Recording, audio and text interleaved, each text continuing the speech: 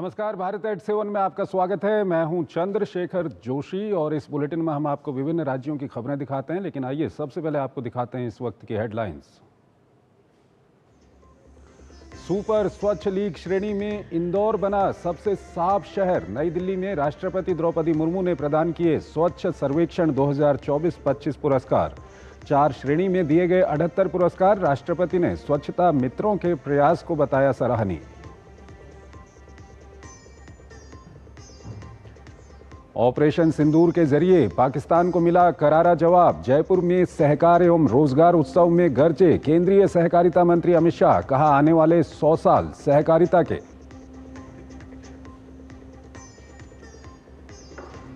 भारत के पास तेल आपूर्ति के पर्याप्त स्रोत मौजूद। ऊर्जा संवाद 2025 में पेट्रोलियम मंत्री हरदीप सिंह पुरी ने कहा, अगली तिमाही में नीचे आ सकते हैं पेट्रोलियम उत्पादों के दाम। भारत सरकार की निमिषा प्रिया मामले में बारीकी से नजर। विदेश मंत्रालय ने दी जानकारी। तेल आयात पर नेटो प्रमुख के बयान पर कहा, ऊर्जा जरूरतों को पूरा करना सर्वोच्च प्राथमिकता। और लद्दाख सेक्टर में हुआ आकाश प्राइम मिसाइल का सफल परीक्षण। रक्षा मंत्री राजनाथ सिंह ने उपलब्धि के लिए भारतीय सेना, डीआरडीओ और उद्योग जगत को दी बधाई। कहा, भारत की वायु रक्षा क्षमताओं के लिए परीक्षण बेहद महत्वपूर्ण।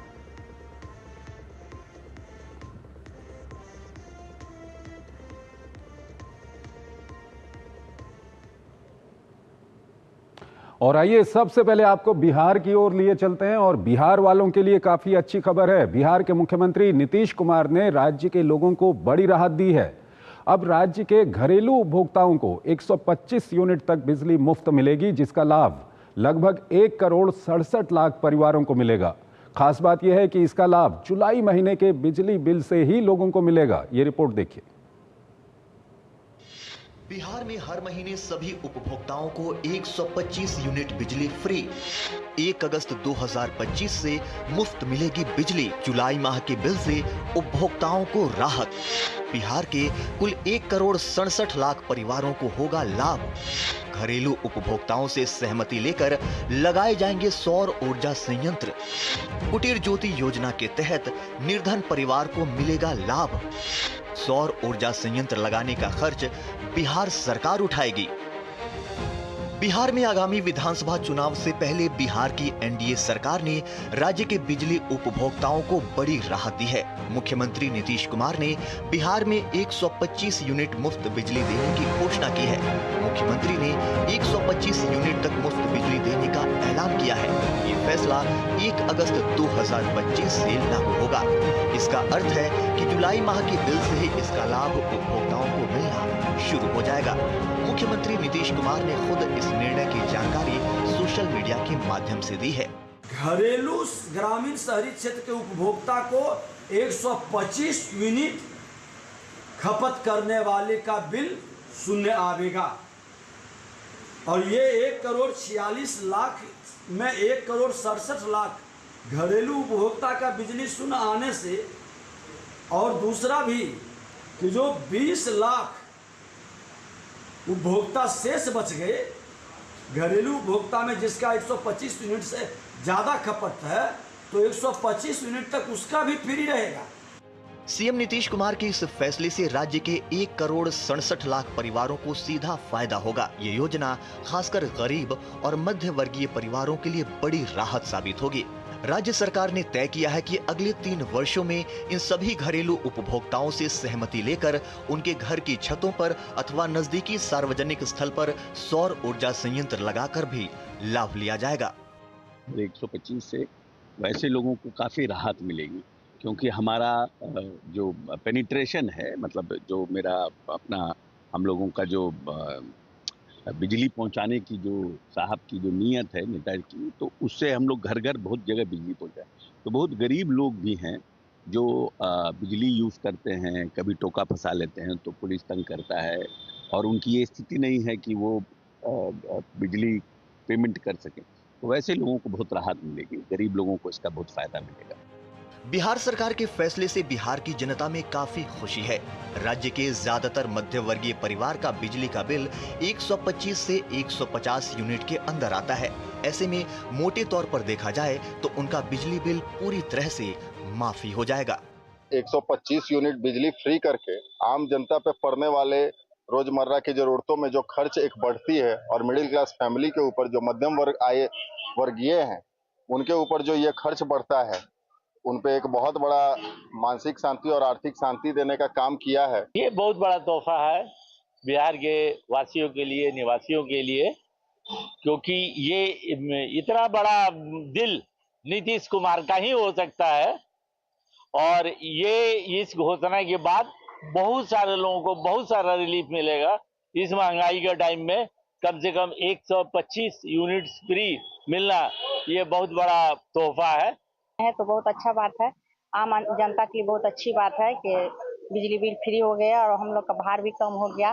कुटीर ज्योति योजना के तहत जो अत्यंत निर्धन परिवार होंगे उनके लिए सौर ऊर्जा संयंत्र लगाने का पूरा खर्च सरकार द्वारा वहन किया जाएगा। वहीं अन्य श्रेणी के घरेलू उपभोक्ताओं को भी सरकार उचित सहयोग करेगी। अगले 3 वर्षों के भीतर बिहार में एक अनुमान के अनुसार 10,000 मेगावाट तक सौर ऊर्जा की उपलब्धता हो जाएगी। इसका प्रत्यक्ष लाभ उपभोक्ताओं को मिलेगा। विपक्ष सीएम नीतीश कुमार के इस फैसले को केजरीवाल का डुप्लीकेट बता रही है, जबकि सीएम नीतीश कुमार ने फ्री बिजली के देने के साथ सौर ऊर्जा से 10 मेगावाट बिजली प्रोडक्शन की भी बात की है। ऐसे में सरकार पर पड़ने वाले बोझ को कम किया जा सकेगा। डीडी न्यूज़ के लिए पटना से मधुरेश नारायण। अगली खबर की ओर आपको लिए चलते हैं और बात करते हैं चित्रकूट की। भगवान श्री राम की तपोभूमि चित्रकूट का कायाकल्प होने जा रहा है। यहाँ श्रद्धालुओं और पर्यटकों को विश्व स्तरीय सुविधाएं मिलेंगी। इसी सिलसिले में मध्य प्रदेश टूरिज्म बोर्ड और मुंबई की मैसर्स सावनी हेरिटेज कंजर्वेशन प्राइवेट लिमिटेड के बीच एक महत्वपूर्ण अनुबंध हुआ। देखिए हमारे संवाददाता श्रेयस द्विवेदी की ये खास रिपोर्ट। भगवान राम की तपोभूमि चित्रकूट का होगा कायाकल्प। श्रद्धालुओं और पर्यटकों को मिलेगी विश्व स्तरीय सुविधाएं। एमपी टूरिज्म बोर्ड और हेरिटेज कंजर्वेशन के बीच हुआ अनुबंध। मंदाकिनी नदी के तट पर होंगे विकास कार्य और सौंदर्यीकरण के काम। स्वदेश दर्शन 2.0 योजना के अंतर्गत प्रोजेक्ट को मिली स्वीकृति।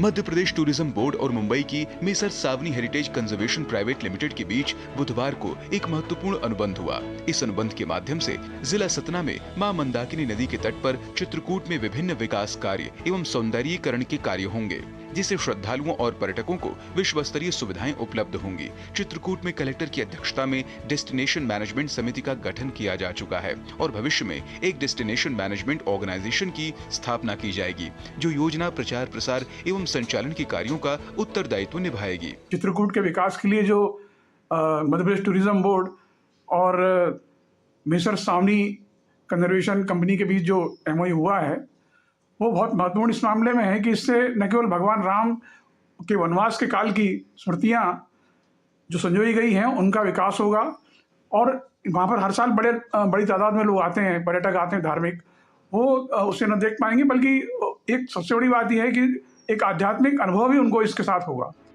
इस अनुबंध के माध्यम से चित्रकूट में मंदाकिनी तट पर राघव घाट, भरत घाट एवं विश्राम घाट का उन्नयन, सौंदर्यीकरण एवं सात्विक रसोई, प्रवेश द्वार, signage board, toilet, souvenir shop, video LED wall, timeline wall, sculpture garden, नियंत्रण कक्ष, प्रोजेक्शन मैपिंग और साइट डेवलपमेंट आदि कार्य होंगे। पर्यटन मंत्रालय भारत सरकार की स्वदेश दर्शन 2.0 योजना अंतर्गत प्रोजेक्ट के तहत चित्रकूट में आध्यात्मिक घाट अनुभव की स्वीकृति प्राप्त हुई थी। इस योजना को, इस MOU को स्वीकृति मिली है।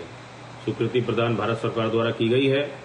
निश्चित तौर पे चित्रकूट के समग्र विकास को लेके ये अपने आप में एक अनूठी पहल है, जिससे विश्व स्तर पे चित्रकूट को पर्यटन क्षेत्र को बढ़ावा मिलेगा।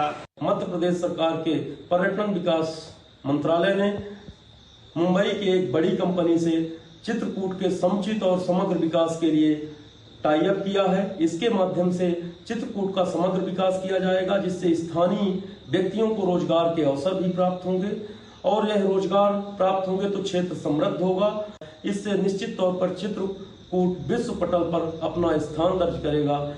परियोजना के क्रियान्वयन की विशेषता यह है कि निविदाकर्ता को परियोजना के निर्धारित कंपोनेंट्स के अतिरिक्त स्वयं के व्यय पर पर्यटन बोर्ड, डेस्टिनेशन मैनेजमेंट कंपनी के अध्यक्ष व कलेक्टर की अनुमति के बाद अन्य विशिष्ट अनुभव विकसित करने की स्वतंत्रता होगी। 9 वर्षों तक संचालन एवं रखरखाव का उत्तरदायित्व अनुबंधित संस्था के पास होने से संबंधित संस्था द्वारा कार्यों के गुणवत्तापूर्ण क्रियान्वयन एवं संचालन एवं रखरखाव सुनिश्चित किए जा सकेंगे।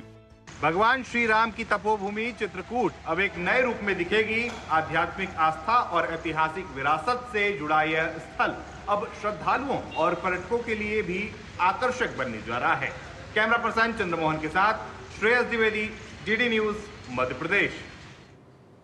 अगली खबर की ओर आपको लिए चलते हैं। मुंबई मेट्रो से जुड़ी हुई खबर है। मुंबई मेट्रो में लगातार बढ़ती यात्रियों की संख्या को देखते हुए Maha Mumbai metro operation corporation limited ने लाइंस 2A और 7 पर 21 नई ट्रिप बढ़ाई हैं, जिससे कुल ट्रिप की संख्या 305 हो गई है। अब यात्रियों को इन रूट पर हर 5 मिनट के बाद ट्रेन मिलेगी। उन्हें ज्यादा इंतजार नहीं करना पड़ेगा। ये रिपोर्ट देखिए। मुंबई मेट्रो में यात्रियों के लिए अच्छी खबर। भीड़ को देखते हुए ट्रेनों की संख्या और फेरे बढ़ाए गए। मुंबई मेट्रो लाइन 2A और 7 पर बढ़े 21 फेरे। अब यात्रियों को स्टेशन पर हर 5 मिनट के बाद मिलेगी ट्रेन। मेट्रो यात्री खुश, स्टेशनों पर इंतजार करने का समय होगा कम। ट्रेनों की संख्या बढ़ने से लंबा सफर करने वालों को राहत। मुंबई मेट्रो के लिए 8 जुलाई का दिन एक बड़ा दिन बन गया। इस दिन यहां लाल और पीली लाइन पर यात्रियों की संख्या करीब 3 लाख से ज्यादा दर्ज की गई। इसके बाद मुख्यमंत्री देवेंद्र फडणवीस और मुंबई महानगर क्षेत्र विकास प्राधिकरण के अध्यक्ष उप मुख्यमंत्री एकनाथ शिंदे के निर्देश पर यहां मेट्रो के 21 फेरे शुरू करने का फैसला लिया गया और इसके साथ ही अब लाइन 2A और 7 फेरों की संख्या 284 से बढ़कर 305 हो गई है। फ्रीक्वेंसी बढ़ने से मुंबईकरों को बड़ी राहत मिल गई है। मेट्रो के ट्रैवल के लिए ऑफ कोर्स जितनी ज़्यादा मेट्रो ट्रेन्स बढ़ेंगी उतना कंफर्ट इजी हो जाएगा डेली पैसेंजर्स के लिए। मेन कंसर्न तो यही आता है कि बहुत भीड़ होती है। जैसे ही ट्रेन बढ़ते जाएंगे ट्रैवलिंग इजी हो जाएगा। मेट्रो हालांकि बहुत कम यूज़ करता हूँ बट बहुत अच्छा है, सरकार ने बढ़ा दिया है, फ्रीक्वेंसी बढ़ा दिया है। तो फ्रीक्वेंसी बढ़ने से क्या, अगर मैं कंपेयर करता हूँ लोकल ट्रेन से, वहाँ पे 2 मिनट भी लेट हो जाती है तो रश डबल हो जाता है, ओवर क्राउड होता है, स्टैम्पेड का चांसेस ज़्यादा होता है। So it is very good, यहाँ पे रश कम होगा।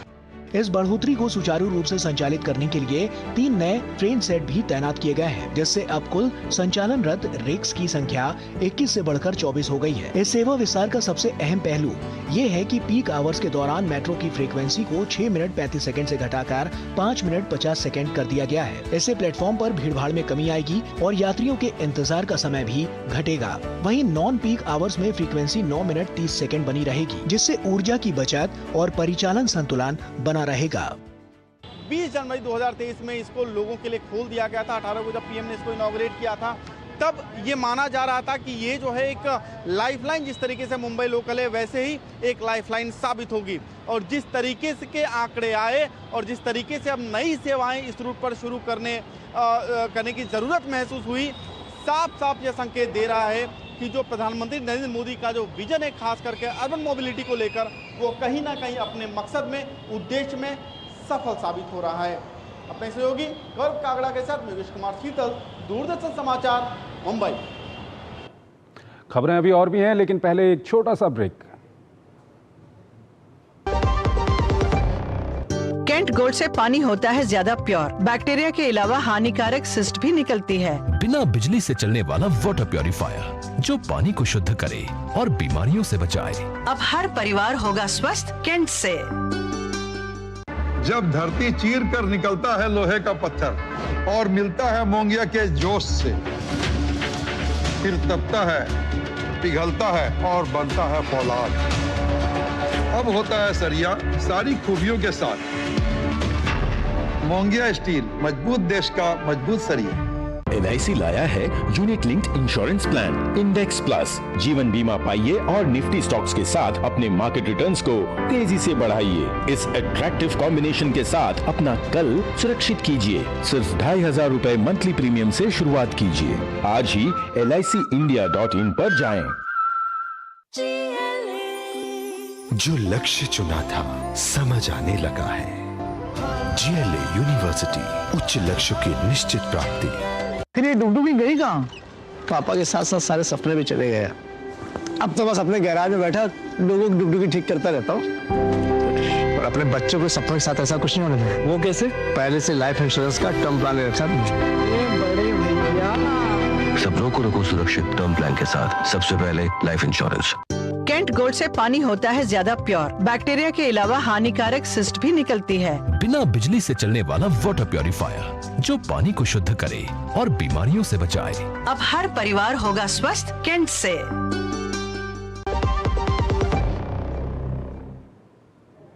स्वागत है आपका ब्रेक के बाद और आइए आपको हम राजस्थान की ओर लिए चलते हैं। पश्चिमी राजस्थान में मॉनसून की अच्छी बारिश के बाद मारवाड़ की जीवनदायिनी मानी जाने वाली लूणी नदी में पानी की अब आवक शुरू हो चुकी है। विशेषज्ञों का मानना है कि अगर लूणी नदी को रेगिस्तान की 12मासी नदी बनाया जा सके तो पूरे पश्चिमी राजस्थान में पानी की समस्या को खत्म किया जा सकता है। ये रिपोर्ट देखिए। मारवाड़ की जीवनदायिनी है लूणी नदी। लूणी नदी को रेगिस्तान की 12मासी नदी बनाने का प्रयास। बाढ़ के पानी को लूणी की ओर मोड़ने से समूचे रेगिस्तान का होगा कल्याण। 12मासी लूणी नदी से खुलेंगे आर्थिक उन्नति के द्वार। पश्चिमी राजस्थान में बढ़ेगा सिंचित क्षेत्र, 25 लाख टन बढ़ेगा उत्पादन। लूणी नदी को रेगिस्तान की 12मासी नदी बनाने के लिए कई योजनाएं बनी, लेकिन सिरे नहीं चढ़ पाई। देश में बारिश के दौरान आने वाली बाढ़ से फिजूल बह रहे पानी को लूणी की ओर मोड़ने से ही लूणी और समूचे रेगिस्तान का कल्याण हो सकता है। इससे गुजरात और राजस्थान दोनों ही राज्यों में उत्पादन और आर्थिक उन्नति के द्वार खुल सकते हैं। वर्तमान में लूणी नदी का पानी बहकर रण ऑफ कच्छ में चला जाता है। साबरमती लिंक के माध्यम से सांचौर से मिट्टी हटाकर गुजरात के डीसा, पालनपुर, सिद्धपुर, मेहसाणा होते हुए लूणी नदी को साबरमती नदी से जोड़ा जा सकता है। अगर यहाँ इसको 12मासी से जोड़ दिया जाए और जो भारत सरकार का बहुत समय पहले अटल बिहारी जी ने किसी वक्त में ये बात कही थी कि नदी से नदी जोड़ो, तो उस नदी से नदी जोड़ो की योजना के तहत अगर लूणी नदी के अंदर पानी लाया जाए जो कि बिना मतलब का अरब सागर में जाकर के गिरता है, किसी महासागर में जाकर के गिरता है, वो पानी खारा हो जाता है, किसी काम का नहीं रहता। और तो दो इसके फ़ायदे हैं। एक तो जहाँ जिन प्रदेशों के अंदर बाढ़ आती है वो बाढ़ आना बंद हो जाएगी, और हमारे यहाँ मरुस्थल के अंदर अगर उस पानी को लाया जाता है तो किसानों के लिए वो एक प्रकार से संजीवनी बूटी का काम करेगा। इस योजना के क्रियान्वयन से लूणी बेसिन और उत्तरी गुजरात क्षेत्र में नारियल, केला, आम, हरी सब्जियां, मसालों और दूध का बड़े पैमाने पर उत्पादन हो सकेगा। सौर और पवन ऊर्जा की उपलब्धता के कारण हिमालयी पानी के साथ नए उद्योग स्थापित किए जा सकते हैं। सरकार हमारे को, जैसे नदियाँ कभी सूखी पड़ी है, उनको 12मासी कर दे और उनमें जल आना लगे और हमारी सिंचाई के लिए कोई व्यवस्था कर दे, जैसे बहुत हमें भी अच्छा फायदा लगेगा। सरकार यदि लाती है तो किसान यहाँ खुशहाल होंगे। इस परियोजना के बाद राजस्थान के हनुमानगढ़, चूरू, झुंझुनू, सीकर, नौगौर, बीकानेर, जोधपुर, पाली, बाड़मेर, बालोतरा और जालोर जिलों में 12 लाख हेक्टेयर भूमि, 5 लाख हेक्टेयर चराई भूमि और 50,000 वर्ग किलोमीटर भूमिगत जल क्षेत्र की अतिरिक्त सिंचाई हो सकेगी। इससे प्रतिवर्ष 25 लाख टन अतिरिक्त अनाज का उत्पादन किया जा सकेगा। प्रधानमंत्री श्री अटल बिहारी वाजपेयी ने कहा था जिस प्रकार गांव से गांव जोड़े उसी प्रकार नदियों से नदी जोड़ेंगे। अगर ये उनका सपना सफल हो जावे तो ये राजस्थान पूरे देश को भरण पोषण करने के अकेला स्टेट पर्याप्त है। इतनी भूभाग है, अगर इस भूभाग का पूरा सिंचाई के रूप में यूज कर लिया जाए और नदियों को जोड़कर 12 मास अगर पानी चले तो इसकी कायाकल्प ही हो जाए। पश्चिमी राजस्थान के अंदर जितने भी यहाँ सूखा प्रदेश के नाम से जाना जाता है वो हरा भरा और समृद्ध बन जाएगा। और आसपास के क्षेत्र में यहाँ पश्चिमी राजस्थान के अंदर जो किसान हैं, जो वर्षा के ऊपर सिर्फ निर्भर है, खेती जो बरसात होती है उसी टाइम करते हैं, तो किसानों के लिए बहुत बड़ी खुशी की बात होगी कि ये हरा भरा क्षेत्र हो जाएगा। लूणी नदी के रेगिस्तान की 12मासी नदी बनाने के बाद राजस्थान के साथ गुजरात को भी फायदा होगा। गुजरात में 10,000 वर्ग किलोमीटर भूमिगत जल स्तर का पुनर्भरण होगा और 5 लाख टन अनाज का अतिरिक्त उत्पादन संभव होगा। बाढ़ से फिजूल बह रहे पानी को लूणी की ओर मोड़ने से लूणी ही नहीं समूचे रेगिस्तान का कल्याण हो सकता है। राजस्थान में पश्चिमी जिलों में लाखों हेक्टेयर भूमि पर अतिरिक्त सिंचाई भी हो पाएगी। Sumit Deora, DD News, Jodhpur. अभी हम आपको कुछ और राज्यों की खबरों की ओर लिए चलेंगे, लेकिन पहले एक छोटा सा ब्रेक लेते हैं। यशस्वी प्रधानमंत्री नरेंद्र मोदी जी के संकल्प सबका साथ सबका विकास को माननीय मुख्यमंत्री योगी आदित्यनाथ जी ने सामाजिक एकता एवं समरसता के उच्चतम मानदंडों के साथ बनाया है यूपी सरकार का मूल मंत्र। परिणाम स्वरूप 2017 के बाद उत्तर प्रदेश में सभी को मिले बिना किसी भेदभाव के रोजगार के समान अवसर एवं योजनाओं के लाभ। 8.5 लाख से अधिक सरकारी और 3,75,000 से अधिक संविदा पर नौकरी पाने वाले जहां निष्पक्ष और पारदर्शी प्रक्रिया के साक्षी बने, वहीं अनुसूचित जाति, जनजाति, पिछड़े एवं निम्न आय वर्ग के अभ्यर्थियों को मिला आरक्षण का संपूर्ण लाभ। प्रधानमंत्री गरीब कल्याण अन्न योजना, प्रधानमंत्री आवास योजना और जल जीवन मिशन से लेकर मुख्यमंत्री युवा स्वरोजगार और एक जनपद एक उत्पाद जैसी विभिन्न योजनाएं यूपी में अंत्योदय से सर्वोदय का सपना कर रही हैं साकार। काम दमदार, डबल इंजन सरकार। कैंट गोल्ड से पानी होता है ज्यादा प्योर। बैक्टीरिया के अलावा हानिकारक सिस्ट भी निकलती है। बिना बिजली से चलने वाला वाटर प्योरीफायर जो पानी को शुद्ध करे और बीमारियों से बचाए। अब हर परिवार होगा स्वस्थ कैंट से। जो लक्ष्य चुना था समझ आने लगा है। GLA यूनिवर्सिटी, उच्च लक्ष्य की निश्चित प्राप्ति। मेरी पसंद, मेरी पसंद, मेरी पसंद, मेरी पसंद, हमारी पसंद, हम सबकी पसंद। मजबूत देश का मजबूत सरिया मोंगिया स्टील। स्वागत है आपका ब्रेक के बाद। आइए आपको हरियाणा की ओर लिए चलते हैं और सीईटी कैंडिडेट्स के लिए अच्छी खबर है। 26 व 27 जुलाई को होने वाली सीईटी की परीक्षाओं को लेकर हरियाणा सरकार ने सभी व्यवस्थाएं पूरी कर ली हैं। यहां तक कि इस परीक्षा के लिए एग्जाम सेंटर तक परीक्षार्थियों को ले जाने व लाने की व्यवस्था हरियाणा राज्य परिवहन को सौंपी गई है। ये रिपोर्ट देखिए।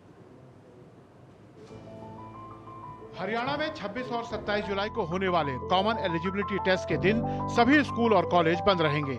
27 जुलाई को रविवार है, ऐसे में स्कूल और कॉलेजों को 26 तारीख यानी शनिवार के दिन छुट्टी रखनी होगी। मुख्यमंत्री नायब सिंह सैनी ने कहा कि परीक्षा को लेकर कोई अव्यवस्था न हो, इसलिए अधिकारियों की छुट्टियां रद्द कर दी गई हैं। जो अधिकारी छुट्टी पर गए हैं उन्हें वापस बुला लिया गया है। कैंडिडेट्स को एग्जाम सेंटर तक लाने और ले जाने के लिए मुफ्त बस सुविधा मिलेगी। महिला कैंडिडेट्स के परिवार का एक सदस्य भी मुफ्त में उनके साथ यात्रा कर पाएगा। हमारे जिले को 550 बसों की आवश्यकता रहेगी, जिसके लिए हमने सारा तालमेल RTO ऑफिस व कोऑपरेटिव बसों के साथ कर लिया गया है। रूट निर्धारित कर लिए गए हैं। पब्लिक व स्टूडेंटों को किसी प्रकार की किसी भी तरह की शिकायत नहीं जाने दी जाएगी और सारा स्टाफ डेप्यूट है। पूरे स्टाफ की ड्यूटी लगा दी गई है और इसके लिए हमने अपने नोडल अधिकारी बना दिए गए हैं और रूट निर्धारित कर लिए गए हैं और हमने अपना होमवर्क कर लिया। किसी भी पेपर देने वाले स्टूडेंट को किसी तरह की शिकायत नहीं रहेगी। सीईटी परीक्षाओं को लेकर हरियाणा राज्य परिवहन विभाग ने परीक्षार्थियों को लाने व ले जाने के लिए बसों की पूरी व्यवस्था कर ली है। हरियाणा राज्य परिवहन नारनौल के महाप्रबंधक मनोज कुमार शर्मा ने जानकारी देते हुए कहा कि इन परीक्षाओं को लेकर सभी तैयारियां पूरी कर ली गई हैं। इन व्यवस्थाओं में RTO विभाग और कोऑपरेटिव बस संचालकों की भी मदद ली गई है। इसके अलावा प्राइवेट स्कूलों के वाहनों को भी इनमें शामिल किया गया है।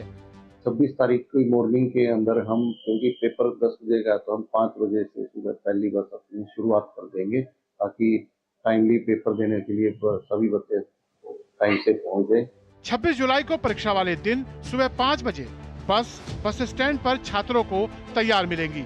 परीक्षार्थी को बस में बैठते समय अपने रोल नंबर की स्लिप दिखानी होगी ताकि किसी प्रकार की कोई परेशानी ना हो। इसके अलावा एग्जाम सेंटरों के निकटतम पॉइंट तक फ्री शटल बस सेवा भी मिलेगी। इसके लिए रोजाना लगभग 9000 साधारण बसें प्रयोग में लाई जाएंगी। नारनौल से DD न्यूज के लिए जोगेंद्र कुमार की रिपोर्ट।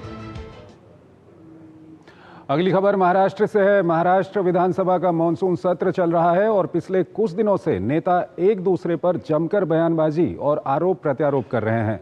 ऐसे में भाजपा विधायक गोपीचंद पडलकर और एनसीपी शरद पवार गुट के विधायक जितेंद्र आहवाड़ के समर्थकों के बीच महाराष्ट्र विधानसभा परिसर में आपस में झड़प हो गई।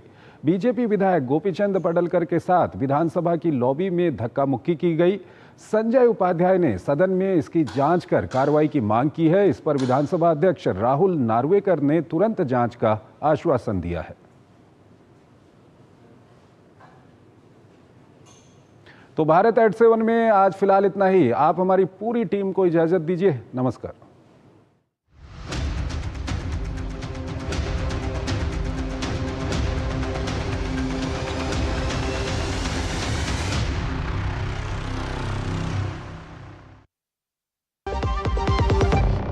अब क्या देख रहे हो पापा?